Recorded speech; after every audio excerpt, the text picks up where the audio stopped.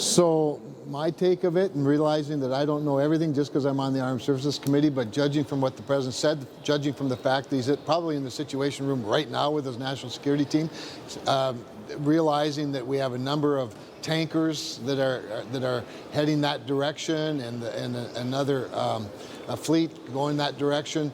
I think what we're setting up for is for defensive action, quite honestly. The president has been pretty clear that unless American troops are attacked, he doesn't want to use military force.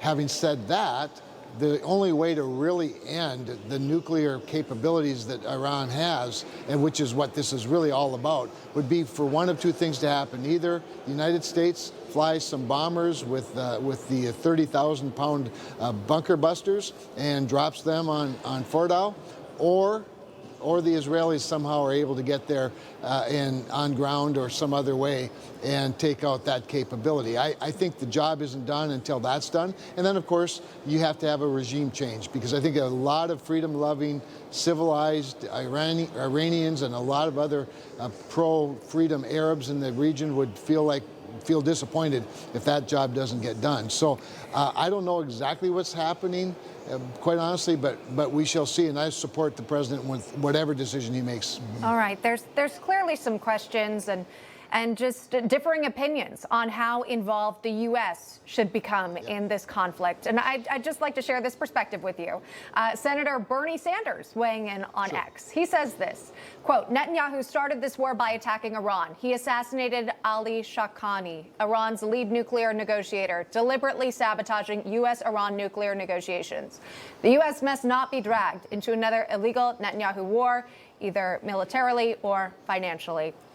Senator, could you maybe speak to that and speak to the concerns of some within the MAGA, America First movement, who doesn't want to get involved in foreign wars? Well, we'd all love to avoid all wars. We'd love to have avoided World War I, except that they started sinking American ships. We'd love to have avoided World War II, except that they came to Hawaii. We'd love to have avoided the war on terror, except that the terrorists attacked the United States. And so preemptively of preventing war, there's nothing wrong with that. In fact, I prefer that to fighting wars in a defensive mode in our own country. Having said all of that, Bernie Sanders could not be more wrong. This was not an illegal Netanyahu war.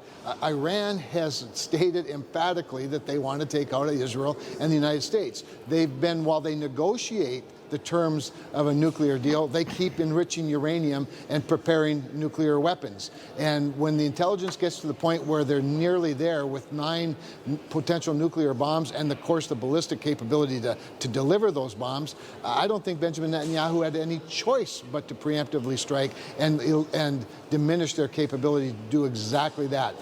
Peace through strength is not just a bumper sticker. It is a strategy that works, and you see Benjamin Netanyahu and I think Donald Trump, with Donald Trump's support, carrying that out. Now, that's different than American service members going into a place and attacking. That said, we cannot be naive about Iran's intentions. Clearly, Iran's been weakened here by these attacks. Do you think that Iran will now come to the negotiating table? But President Trump also said that we're far beyond that. What do you think he means by that? Yeah, I think what he means by that is they had 60 days. He gave them a lot of grace and a lot of time. And during that 60 days, they just kept preparing their nuclear capabilities while stalling. And Donald Trump is a patient man, but he's not a fool. And Benjamin Netanyahu doesn't have the luxury of being a fool or patient. And so I think that that Donald Trump's been crystal clear. Now, they can come back to the table, and clearly Donald Trump would like to prevent further carnage. But at this point, they've lost any leverage that they ever would have had, that they ever may have had.